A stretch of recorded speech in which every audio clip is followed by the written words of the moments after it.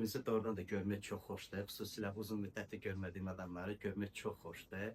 Və doğrudan da müqəddəs kitab çox maraqlıdır. Müxtəlif səhifələrində vacib olan bir fikri bizə deyir ki, nə xoşdur, nə yaxşıdır bizə bir yerdə olmaq.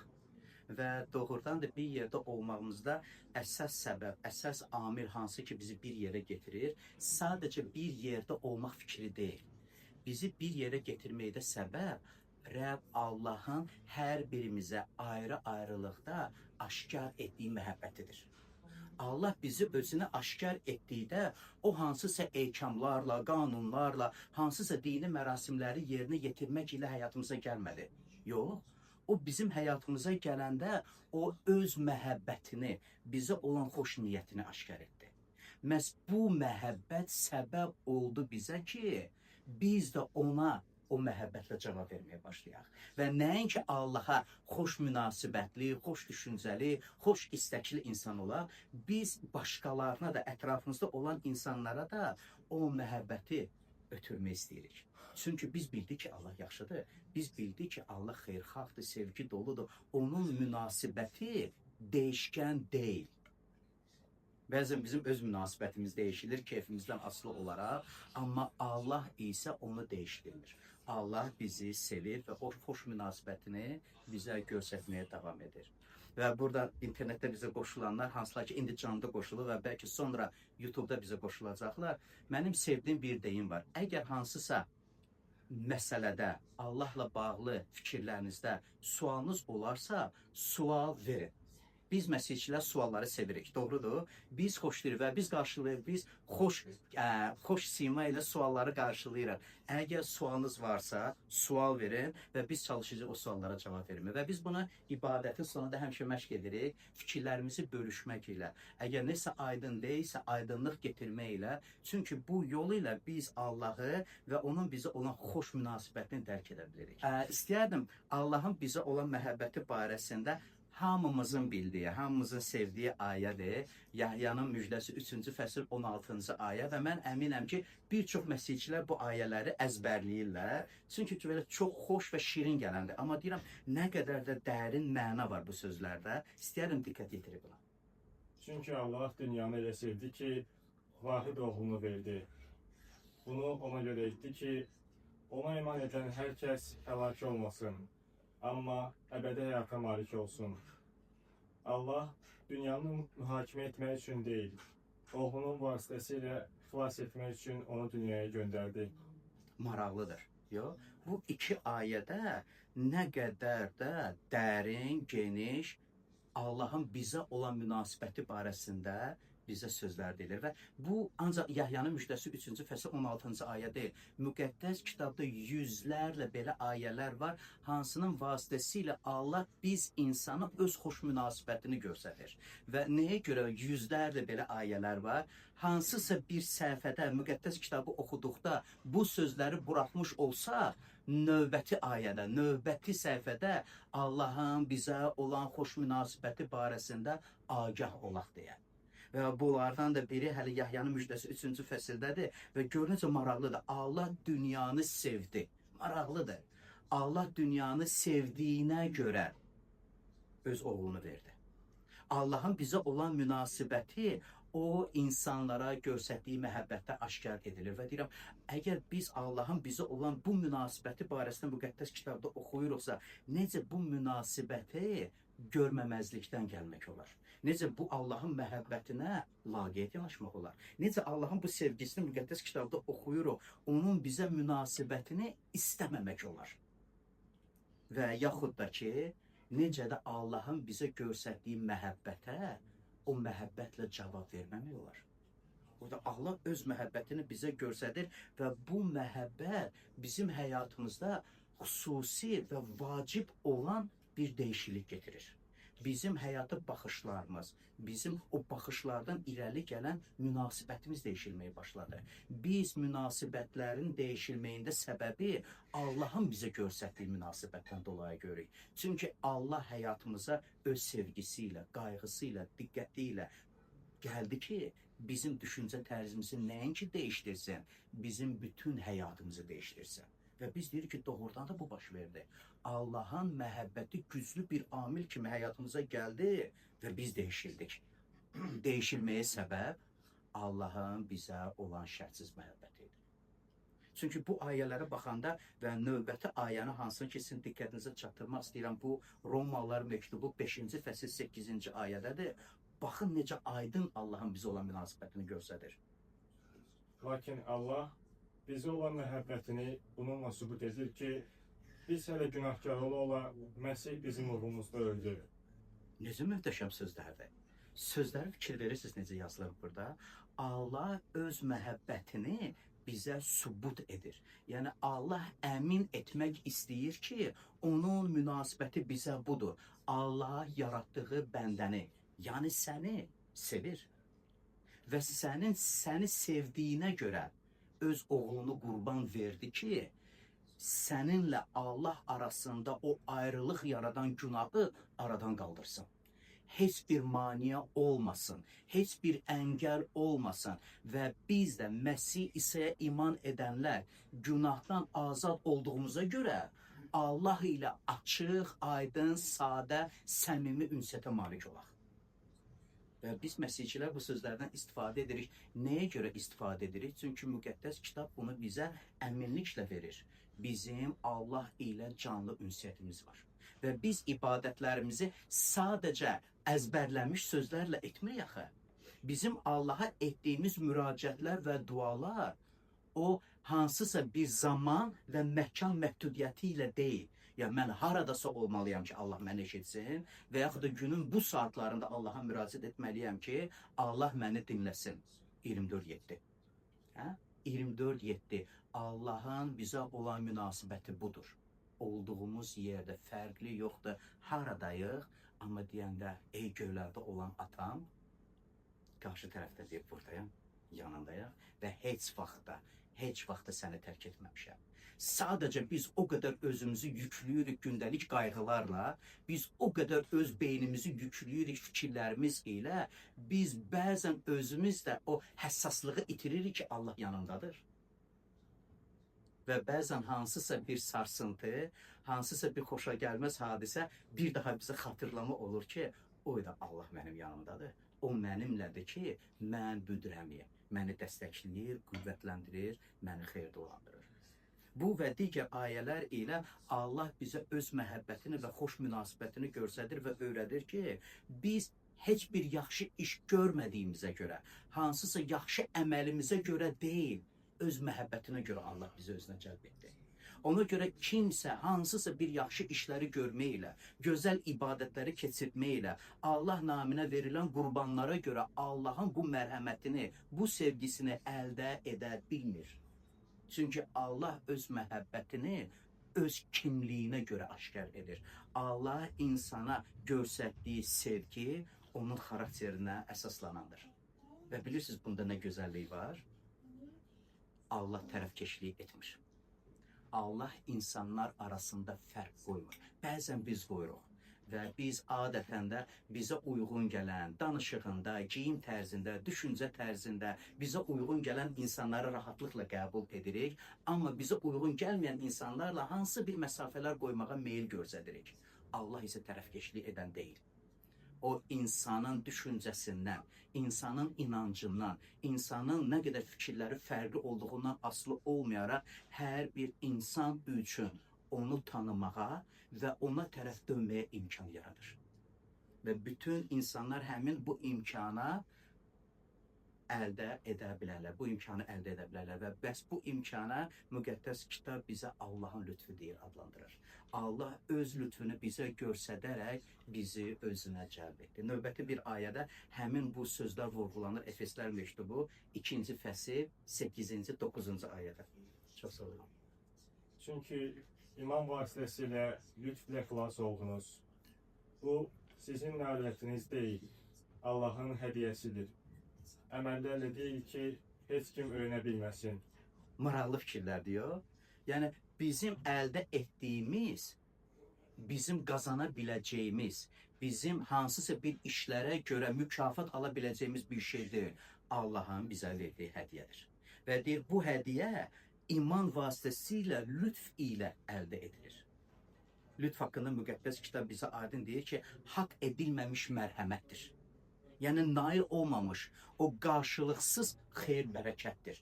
Allah qarşılığı gözləmədən insanlara o lütfü göstərir. Allahın günahkara bəxş etdiyi hədiyyədir. Allah bütün insanlara öz lütfünü aşkar edir və istəyir ki, insanlar onun lütfü nəticəsində onun adına iman etsinlər. İman isə görünməyən Allaha güvənməkdir. Necə də maraqlıdır. Gözümüzlə görmədiyimiz Allaha güvənməkdir. Özümüzü iman etdiyimiz Məsih İsa'ya təslim etməkdir. Necə də ciddi və vacib olan sözlərdir. Biz görmədən Allaha tamamilə güvənirik və bilirik ki, o nəinki var, hardasa mövcuddur. Biz bilirik ki, o bizim yanımızdadır. Biz bilirik ki, onun tərəfindən qəbul edilmişik və biz bilirik ki, o bizə nəfəsimiz qədər yaxındır. İstədiyimiz vəziyyətdə və yerdə onu çağırdıqda, o bizi dinləyir və cavab verməyə hazırdır. Biz özümüzü Məsihə təslim etmək ilə onun müqəddəs kitabda öyrətdiklərini gündəlik həyatımızda rəhbər tuturuq, öyrənirik. Çünki Məsihin bizə öyrətdiyi bizim həyatımızın qurulması üçün vacibdir. Bizim təhlükəsizliyimizi və xeyir-bərəkətli ömür yaşamağımız üçün bizə vacib olandır. Ona görə biz özümüzü təslim edirik Məsihin təliminə, özümüzü ona bağlanmış oluruq. Və nə qədər də çox müqəddəs yazılar vasitəsilə Məsih İsa'nın bizə olan xoş iradəsini aşkar ediriksə, nə qədər çox onu öz ürəyimizə qəbul ediriksə, o qədər də çox ona bağlanmış oluruq.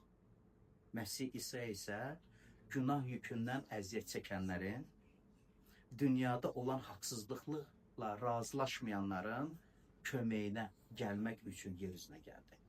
O nəinki gəldi ki, insanları yükdən və günah yükündən azad eləsin, o gəldi ki, insanlara rahatlıq versin. Və bu rahatlığı müqəddəs kitab bizim üçün aydın deyir, səhv etdim, bu tərəfdə olmalıydı. İstəyərdim bu cümlələri bizim üçün İlham oxusun.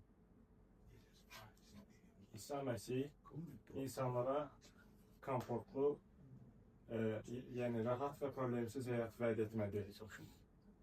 İsa Məsih günahın yükündən, vicdanın əzabından, nəfsin və ehtirasların əsarətindən, Allahla düşmənçilikdən və əbədi məhkumluqdan azad olunmuş yeni bir həyat vəd etdi.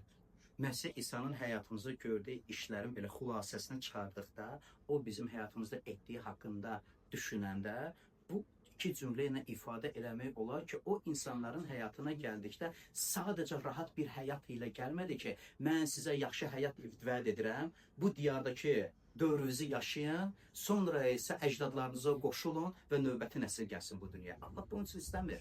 Allah istəmir ki, ancaq indiki dünyada yaşadığımız müddət ilə kifayətlənmək. Müqəddəs kitab bizə əbədi həyat barəsində vəd verir. Müqəddəs kitab istəyir ki, biz öz düşüncələrimizdə daha geniş və uzaq görməyə bacaraq. Allah indiki dövr ilə bizim həyatımızın məhdud olması istəmir. O istəyir ki, biz daha da dərin və geniş düşünək. Məsih İsa vasitəsilə o bizə əbədi həyatı vəd edir. Zamanı və müddəti bilinməyən bir məkan.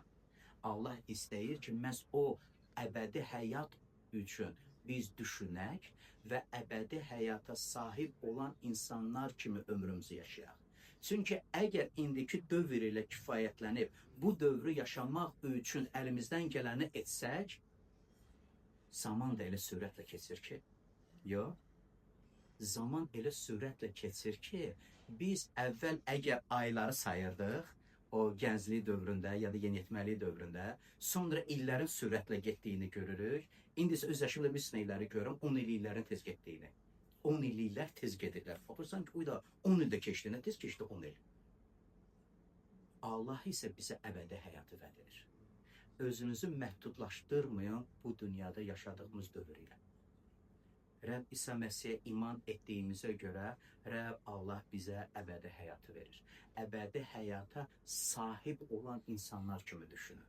Ona görə müqəddəs kitabda İsa öz şagirdlərinə öyrədir ki, bu yer üzündə xəzinə toplamayın.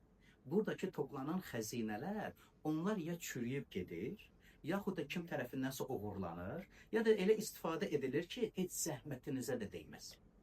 Və doğrudan da elədir. Və mən deyirəm, dünya yarandan bəri insanlar tikməyi xoşlayırlar. Biz insanlar xoşlayırıq. Daşı daş üstünə qoymağı xoşlayırıq. Manatı manat üzərinə qoymağı xoşlayırıq. Yəni, xüsusilə biz Azərbaycanlar bunu xoşlayırıq da. Hə? Biz xoşlayırıq. Zəhməti sevən insanları neysə yaratmağa, ağac əkməyə, ev tikməyə, nə bilim, neysə yeni bir şey can atan insanları.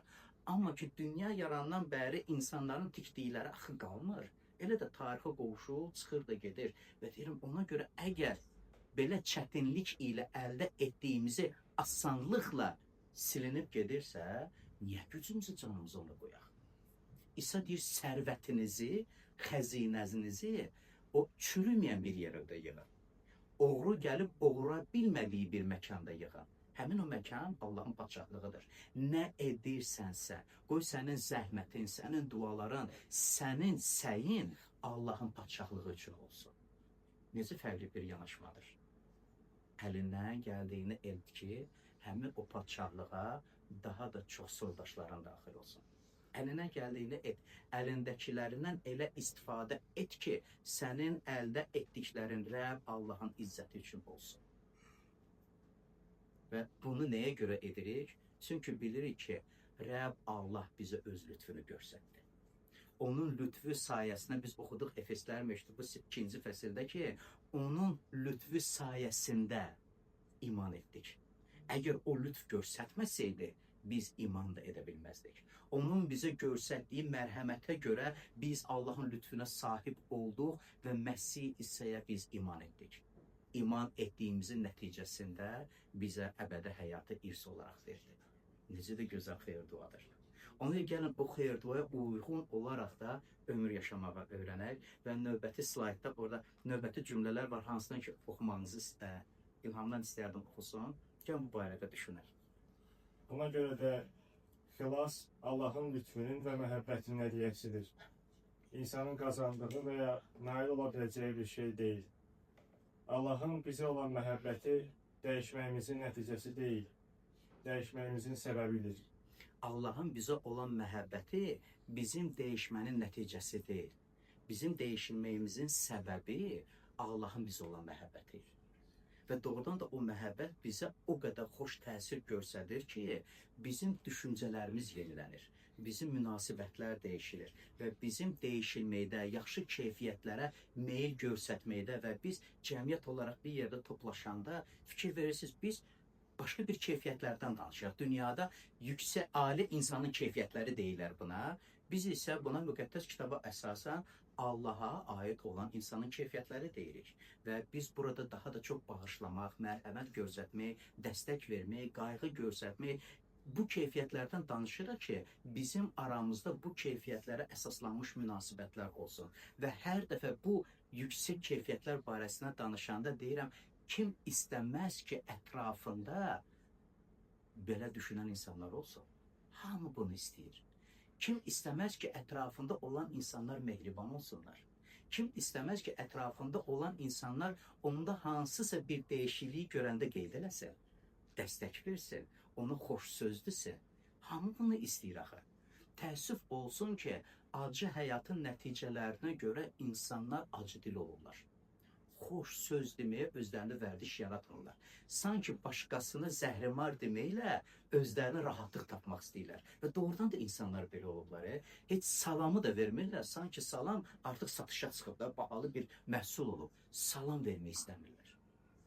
Biz Allahı tanıyan insanlar belə olmuruq, yox? Və biz bilirik ki, Allahın bizə olan münasibəti biz layiq olmadığımıza görə oldu. Ona görə biz də münasibəti insanlara layiq və layiq olmayanlar arasına bölmək istəmirik. Allah bizə öz xoş münasibətini öz kimliyinə görə göstərdiyinə görə biz o keyfiyyəti Allahdan mənimsəmək istəyirik. Və istəyirik ki, bizim də insanlara olan münasibət bizim kimliyimizdən dolayı gəlsin. İnsanların bizə göstərdiyi münasibətdən dolayısı deyil. Rəhim, bağışlamaq, sevmək dəstək olmaq, xeyir-dua vermək. Çünki biz bunu səmavi atamızdan öyrəndik və bilirik ki, bu yaxşıdır. Və məhz Allah bizi öz cəmiyyətində bu şeyləri öyrədir. Çünki müqəddəs kitaba əsasən Allah bizi öz cəmiyyətində yığır ki, o cəmiyyətdə nəinki bizə bu şeyləri aşırlasın, amma öz cəmiyyətində bizim üçün təhlükəsiz bir məkan yaratsın. Həmin onun cəmiyyətində biz ondan öyrənək ruhlanmağı və ruhlandırmağı, dəstək almağı və dəstək verməyi, xeyir-duanı qəbul etməyi və xeyir-duanı verməyi. İstəyərdim Lukanın müjdəsi 22-ci fəsil 31-ci ayədə, 32-ci ayədə yazılan İsa ilə Həvari Peterin arasında olan bir sözün nəticəsində, söhbətin nəticəsində İsa'nın sözlərini çatdıram. Qeyd edim ki, bu belə xüsusi bir vaxt idi.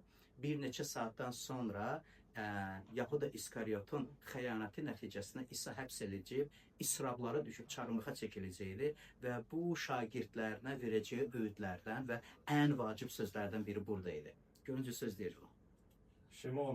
Şimon, şeytan sizi buğda kimi xəlbirdən keçirməyə icazə istədi. Amma mən imanın itməsin deyə sənin üçün dua etdim. Sən də bir zaman geri dönüb öz qardaşlarını qüvvətləndir. Maraqlıdır, hə? İsa Peterlə danışır. Peterin adı Şimon idi o dövrdə və ona deyir ki, İblis məndən istədi ki, mən sizi xəlbirliyim. Hər ki, bir nəfərə danışır, amma bir nəfərə danışanda cəm şəkildə onun deyir ki, yəni ancaq məsələ sən deyilsən Şimon. Sənin kimi mənim adıma iman edənlərdən söhbət gedir. O istədi ki, sizi xəlbirliyim. Yəni bir-birinizdən ayrı düşəsiniz və necə ki, buğdanı xəlbirləyirlər ki, o müəyyən bir süzgecdən keçirdirlər onu, müəyyən bir üzləşdiyiniz çətinliklərdə tək qalasınız. Deyirəm ki, işə baxır, İblisin bir işinə baxır, yəni o Allahdan görmək istəyir. Və bir də əlavə edirəm, adam utanmır istəyir bunu. Yəni Allaha müraciətində bir sözlərə bax ki, sənin adına iman edən, səni öz həyatında müqəddəs tutan, səni sevənlər qoy pərən-pərən olsunlar. Qoy üzləşdiyi çətinliklərdə tənhalığı yaşasınlar. Əlbəttə Allahın cavabı yox idi.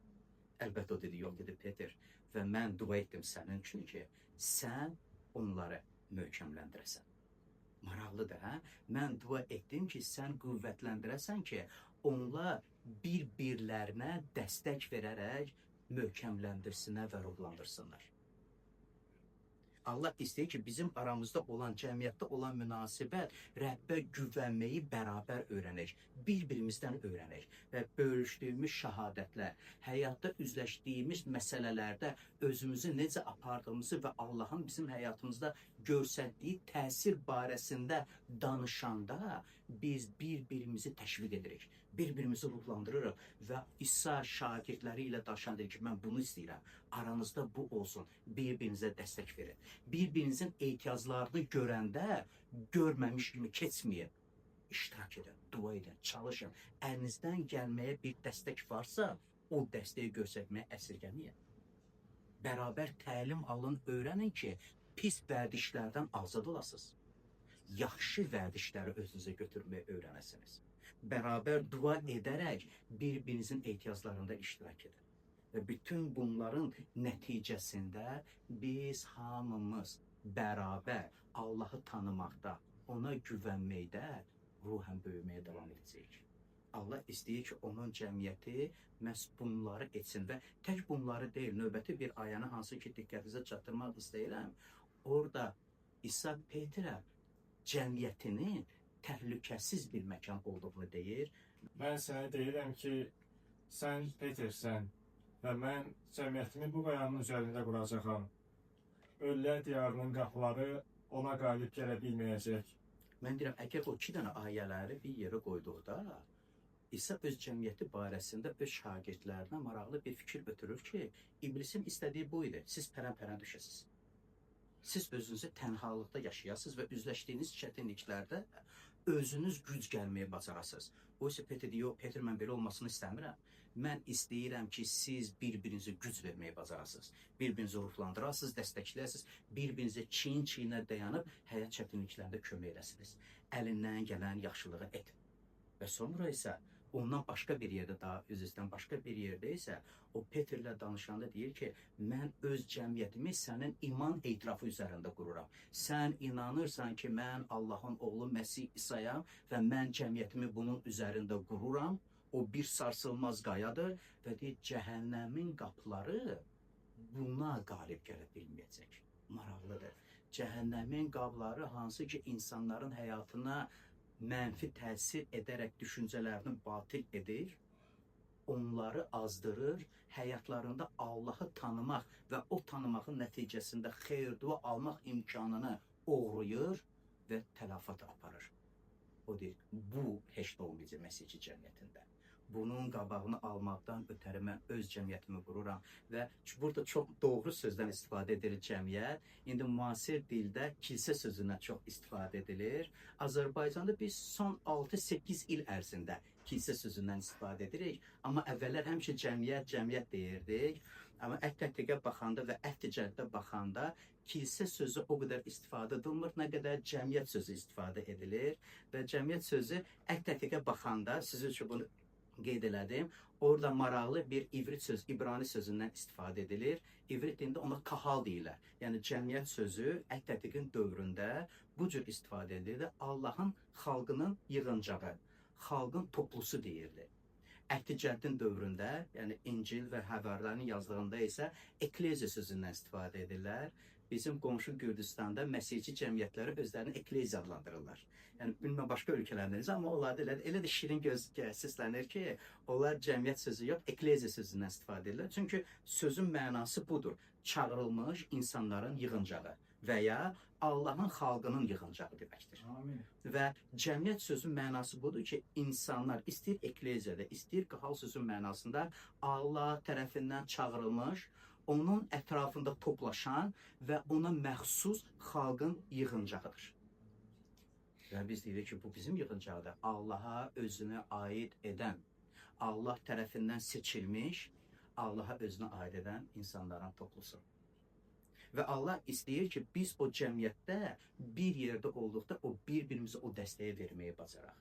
Və biz görürük ki, Məsih İsa ölülərdən dirildikdən sonra isə izzətlə göyə qalxır və öz şagirdlərinə son öyüd nəsihəti verdikdən sonra həvvarilərin işlərində növbəti hərəkətləri görürük. Həvvarilər nə edirdilər? Məsih İsa'dan aldıqları təlimə uyğun olaraq onlar da bir yerdə yığışmağa davam edirlər. Bu həvvarilərin işləri 2-ci fəsildə 42-ci ayədə bu qeyd edilir.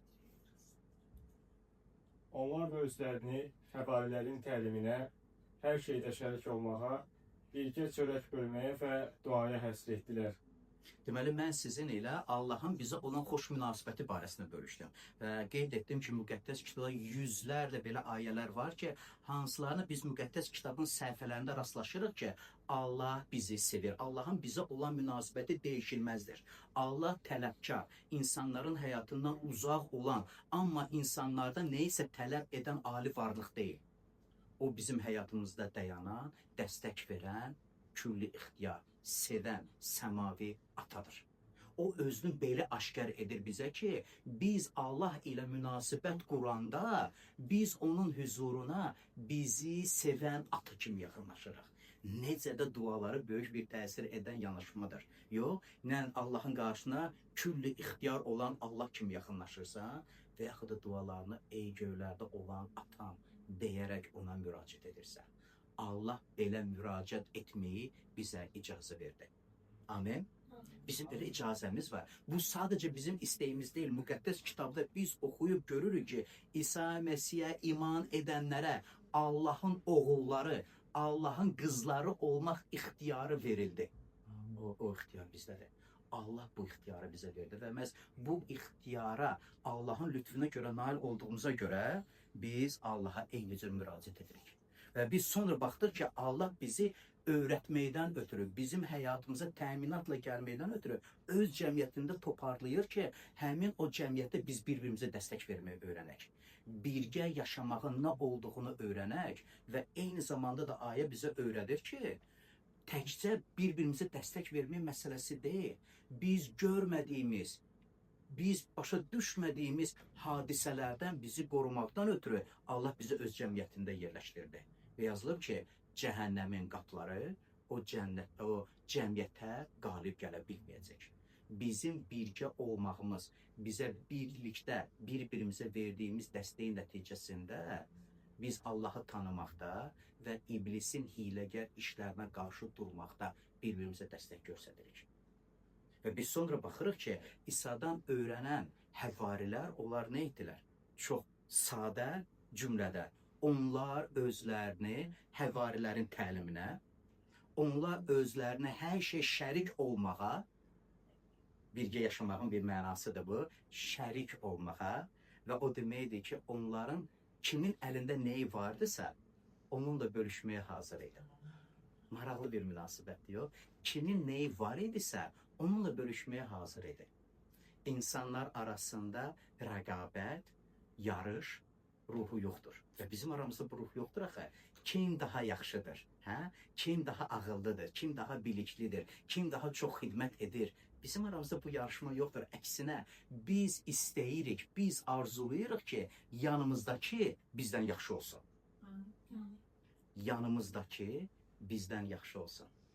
İllər əvvəl bir müəllifin kitabını oxumuşdum. Səhv etmirəmsə Alejandro Rodriguez idi onun adı, Perudan idi. Səhv etmirəmsə elə idi. Onun kitabında bir maraqlı bir var elə müəllif. Hə, onun bir kitabında bir yaxşı bir sözlər var idi. Çox xoşuma gəlmişdi. O deyir, icazə ver. Çox maraqlı bir sözlərdir. Diqqətli qulaq asın, nəyə demək istəyirəm? İcazə ver ki, insanlar sənin çiyninə çıxsınlar və səndən hündür olsunlar. Bu ifadə ilə o aşkar eləmək istəyir ki, sən insanları tapdalayaraq nəyəsə nail olmağa çalışma. Sən çiynini ver ki, sənin çiynində zəiflər güclənməyə başlasınlar. Səndən güc alsınlar, səndən xeyir-dua alsınlar, səndən dəstək alsınlar, sənin dəstəyini görsünlər ki, həyatda tənha olduğunu yaşamasınlar deyə. İnanılmaz çox nazik bir kitabı idi, amma yadımdadır ki, çox belə mənim üçün çox yaxşı təsir etmişdi. Bizim həyatımıza məna qatan fikirlərdir bunlar. Biz başqalarını alçaltmaq ilə güc almırıq. Nə qədər insanlar belədir. Başqasının haqqını yemək ilə varlanmaq istəmirik. Əksinə, xeyir-dua veririk, dəstək veririk, təşviq edirik və bilirik ki, bu Allahın bizə olan istəyi və həyatın sirləridir. Birgə çörək bölməyi.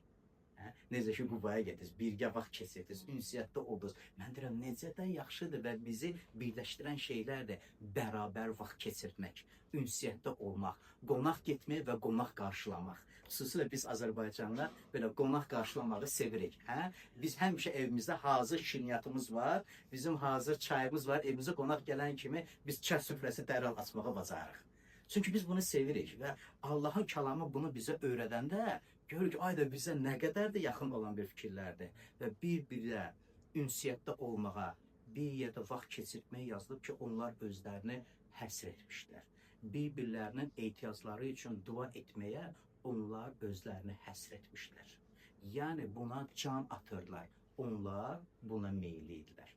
İstəyərdim bu ayənin davamını da biz oxuyaq, gör necə orada yazılıb. Hər gün məbədə yığılmaqda davam edir. Evlərdə sevinə-sevinə, səmimi qəlbdən çörək bölüb yeyirdilər. Onlar Allaha həmd edir və bütün xalq qarşısında lütf qazanırdılar. Və bizə hər gün insanları xilas edir və imanlara qoşurdu. Maraqlı ayələrdir, yox? Mən deyirəm, bir çox xidmətçilər bu ayənin sonundan başlayırlar, 47-ci ayənin son cümləsindən başlayırlar. Onlar istəyirlər ki, cəmiyyətdə adamların sayı çox olsun. Amma mən deyərdim ki, biz başlamalıyıq 46-cı ayədən, biz başqa yerdən başlamalıyıq. Hər gün bir yerdə yığışmağa davam etmək. Hər bir fürsətdən istifadə edək, harada biz bir yerdə ola bilərik. Evlərdə sevinə-sevinə yığışmaq. Necə maraqlı bir ifadədir ki, haçan biz hər bir görüş fürsətindən istifadə etmək istəyirik. biz Allahın övladları ilə, bizi ilə eyni düşüncədə, eyni əqidədə olan insanlarla bərabər olaq ki, həyatda üzləşdiyimizi onlarla paylaşmağı öyrənək və onların həyatından pay götürək. Necə? Onların həyatına verdiyimiz dəstəklə. Mən deyirəm, indiki zamanda və tək indiki zamanda deyil, əslində biz insana bundan artıq nə lazımdır? Mən deyirəm, bir xoş söz bizim həyatımıza o qədər güclü təsir edə bilər ki, həmin o söz, yerində deyilən söz vasitəsilə bizim üçün mümkün olmayanı mümkün etməyə başlayırıq. Xoş bir baxış nə qədər qiymətlidir, mehriban, sevgi dolu baxış. Və biz bunun fərqindəyik, biz bilirik sərt baxış nədir, biz bilirik soyuq baxış nədir, biz bilirik ki, gözlər gülür, biz onu fərqləndiririk, gülən gözləri tanıyırıq. O gülən gözləri görürük və deyirik, orada sevgi var. Allah deyir, belə münasibət olsun aranızda. Və deyirəm, belə münasibəti görəndə həyatda üzləşdiyimiz o xoşa gəlməz vəziyyətlərə sinə gəlməyə, məğlub olmağa deyil. Bizdə bir ifadə var, kasıb qohum kimi evin küncünə sığınmaq deyil, evin təm sahibi kimi ortalıqda dayanmaqdır.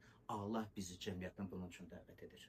Və istəyir ki, biz sevinə-sevinə, xoşbəxtliklə, məmnunluq ilə bir-birimizi belə qarşılayaq. Bizim aramızda ünsiyyət belə olsun, xoşladığımız səmimi qəlblə çörək bölürdü. O da necə maraqlı sözlərdir. Sadəlikdə və mehribanlıqda. Sadə və mehriban.